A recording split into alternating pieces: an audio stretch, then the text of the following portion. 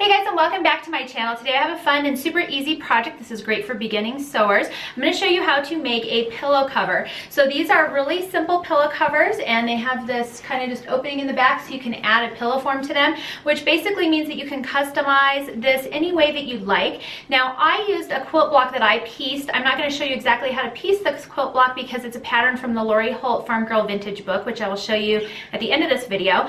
However, you can use any kind of quilt block that you have, or you can just go and find a piece of fabric that you like from a local craft store that has a fun design or theme or whatever look you're going for. The main thing is to know how to make the pillow cover itself, because it's a super easy project and it makes it really easy for you to kind of personalize, customize your home. So let's get started with this super fun project. Hi everyone, and welcome back to my channel. Today I wanted to show you how to make a super easy pillow. Now we're going to do a Christmas themed pillow today. However, you can do this with any kind of fabric you can find. Now when I was making this Christmas quilt for my daughter, I actually had an extra one of these houses left over, and so I thought it'd be fun to make it into a pillow. And so all I did was I added this border around the edge just to make it the right size for the pillow insert that I wanted. And then now I'm going to show you how to add the back sides to it. It's super easy. All I did was add some batting to the back, and then I did some free motion quilting around it, but you could also do just some straight line quilting. I have videos for both of those things, so I'll link those for you below if you want to get into the quilting part of it. But really, you could just go to any fabric store and find a fun print that you like. You could even add just a plain border around the edges just to make it the proper size for you, and then super easy to turn that into a pillow. So for this tutorial, all you'll need is some kind of a fabric square that either you can quilt it or you can, like I said, find some fabric that you like. You'll need a ruler, a self-healing cutting mat, and then also a trimmer, and then a couple of pieces of fabric for your backside. So now to figure out how much fabric you need for your backside, all you're going to want to do is make a piece that that's the same height as your pillow, but not quite all the way across. And so, especially if it's directional, you're just going to want to make sure that you get enough fabric to keep your prints going the same direction. You wouldn't want them, you know, upside down or sideways or anything like that. And then all I did was make sure that I have about a probably 5-inch overlap here, and then you're going to want to add an extra 1 inch to each of these piece measurements to account for the seam. So as far as making the seam, it's super easy. All we do, I'll move this out of the way so hopefully you can see better, but all I'm going to do is just fold this over about 1/4 inch and iron it, and then fold it over another like 1/2 inch or so, and then just run a straight stitch all the way down this right here, just to kind of finish off this edge so you don't have like a fraying edge or whatever. So super simple, and I've already actually done that to this piece so you can kind of see what it looks like. Alright, so right here is the edge, and as you can see, I've just folded it over just that 1/4 inch, and then folded another about a 1/2 inch or so. This measurement right here really doesn't matter.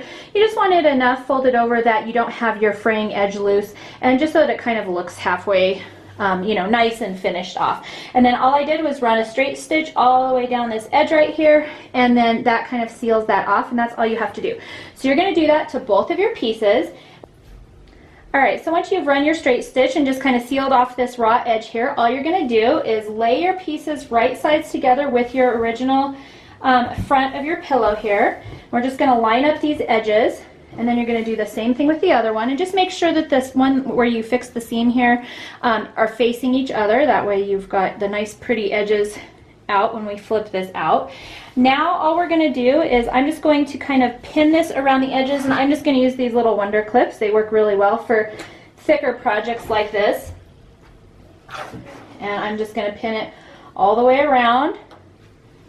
Just a few. You don't have to put too many on this. They're pretty easy to keep it together. Put one more on this side, maybe over here. Alright, and then now all we're going to do is head over to our sewing machine, and I'm just going to run a straight stitch all the way around the outside edge of this pillow. And you don't have to leave any openings or anything, because you can flip it out through your opening where you will insert your pillow. So let's go over and do that. So I am just here at my sewing machine now, and I'm just going to pick a place to stop and start. It doesn't really matter. This is the side. And I'm actually just going to line up my presser foot with the edge of my material here, so it'll be just slightly more than 1/4 of an inch. If you have really thick, bulky, or maybe fuzzy fabric, you might want to give yourself a 1/2 inch seam allowance, but it's fine for what we're doing here. We're not going to bind this or anything, and so 1/2 inch to 1/4 inch is fine. I'm just going to go ahead and do a back stitch there and get going, and we're just going to head all the way around this pillow. Now when you get to your corner here, oops, I went a little too far. You can kind of back yourself up if you do that. So, okay, and then just lift up your presser foot, put it back down, and keep going. Now I can see that my fabric shifted just slightly, so I'm going to just try and kind of straighten it back out there.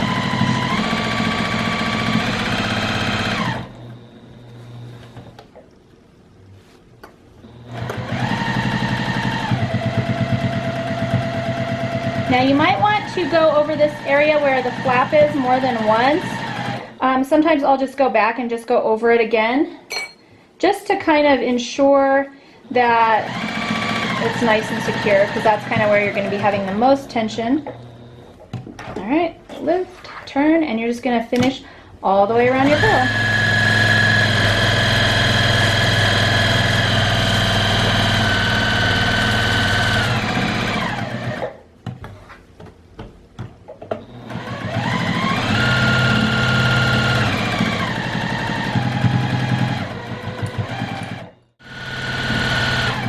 Alright, now I'm coming around to where I started, so I'm just going to pass that up by about 1 inch or so, and then just give myself a little back stitch, cut it, and we're done.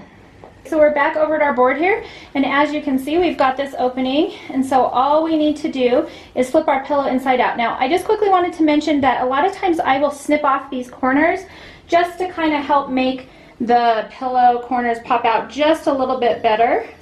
So I'm just going to do that really quick, and you're just going to want to snip off all 4. Make sure you don't snip through your stitching line, just kind of somewhere near there. And sometimes I don't even do this, honestly. It does help them to point out just a little bit better, but then all you need to do is just grab your pillow and form and turn it inside out here. Super easy. Probably like pillows are probably like one of the easiest projects, and this would be great if you're looking for a craft for a younger sewer as well, somebody who's just learning. And then I usually just use my finger to kind of pop these out, but if you want it, if it's not, your corner's not popping out, you can also stick like a pin cap, or if you use scissors, just be careful you don't poke through them. But anyways, there you have your form. Now you can just open that up and stuff your pillow form in there, and then here is your completed pillow cover. Now I will often also, if you kind of notice the edges are kind of rolling right here, depending on how big of a pillow form you stuff into here, sometimes that will take care of that. If it's still doing it, all you have to do is just take it over to the ironing board and just kind of roll that edge out. Sometimes even just pushing on it with your finger helps. Just roll that edge out and then run an iron across it, just to kind of give it a crease or whatever. But that's it. So there you go. You have a super easy and fun pillow, and I actually made this to match the quilt that I made for my daughter's bed, so this will be kind of her holiday bed decor. And this is just a super fun and easy project. Really, anybody can make this, and like I said, you don't have to be an expert quilter. I've seen super cute fabrics at you know, our local fabric stores and that kind of thing. You can find something with a fun design or a fun image or theme or whatever, and then maybe add a little border. Super easy, and there you go, you have a pillow. Alright, so the last step for this is just to measure your pillow, whatever you've created. Sometimes I make the covers to match the pillow forms that I know I can find. They usually have square sizes at your local hobby store, but just measure your pillow and then head to a local hobby store and find one of those pillow inserts, and then you can just put it in the back. You can also stuff these with the cotton kind of pillowy material or the foam ones. The cotton will kind of bunch up and come out through this back hole, so I don't like to do that. I usually do go ahead and just get a pillow form, but if you do that, you can seal up this edge if you'd like. The problem is then it's not really washable, and if you leave it like this with the pillow insert, then you can wash it. So that's just kind of a nice little thing. But I'm gonna head out to my local craft store, get myself a pillow insert, and then I can put it on my daughter's bed. Alright guys, so that was how to make a fun pillow cover. Now I have gone and gotten an insert to go in here, and all you really need to do is just measure your cover and then just go and find a pillow insert to match those measurements. And my pillow was about 19 inches by 18 inches. I ended up getting an 18 by 18 pillow cover just because I wasn't sure if the 19 by 19 would fit. I think it would because it is a little bit loose in here, and I think it's kind of nice to have it be really full. But you can just find one that fits yours. Now I did talk to you about this particular house pattern. I made this quilt for my daughter, and I just used Christmas fabrics for it, but it is from the Lori Holtz Farm Girl Vintage book right here. She's got a lot of cute patterns in here, and there's just a little farmhouse right here. They come in 6.5 or 12.5 inch sizes. I made a 12.5 inch one, and then I added a border to it. So that made this pillow right here. And so it was really fun and easy. If you'd like to find that, I'll do a link for the book for you below as well, so you can get a hold of that. But like I said, you can do any kind of quilt block that you want. You can do any kind of pattern. I do like putting the batting on this because, and then just doing kind of a quick quilting on top of it, just because it kind of makes it look a little more finished as far as, you know, quilting goes. And then it also, the batting gives it just a nice kind of thickness to the cover as well. So I like that.